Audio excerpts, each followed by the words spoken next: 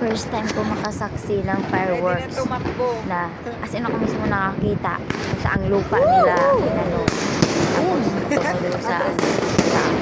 Ganyan, napakaganda ng tanawin kagaling sa aming year end 2025. Napakaganda.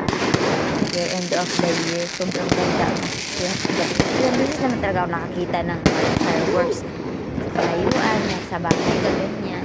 Pero iba pala talaga mismo no, yung masaksihan mo na sa harapan ka lang, tapos kilala mo ang mga tao ilaw ng fireworks.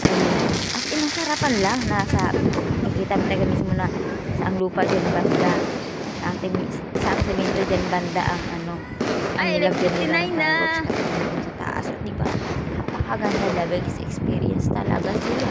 Kasi first time natin yung makita na sa harapan mismo. Sila pala mismo ang nagpailaw ng fireworks. Sobrang ganda pala, guys. As in. Tapos, syempre, kita nyo naman, medyo malayo na ako dyan at ang kasama ko dyan, hindi ko lang pinakita. Malayo na kami kasi. Matras kami ng matras, baka maanuhan kami kasi nakaraang taon. Hinaabol kami ng kung ano makikita yun. So, ngayon, patras, baka mayroon na namang kahit dyan ganun mangyari na mga habol na paputok. So, makatakbo kami.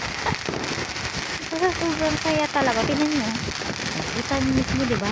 Yan, sa gitna mismo ng daan ko. Nakikita ko talaga mismo ng fireworks ang pag-operate nila ba. Makikita talaga mismo ako ng mata ko ang pag-operate.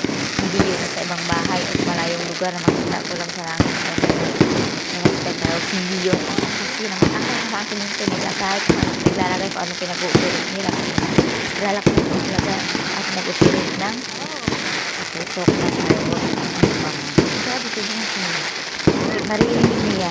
Maririnig mo kasi hindi ko enough yung row na mga pinagsasabi namin. So, ayun lang. Merry Christmas and Happy New Year!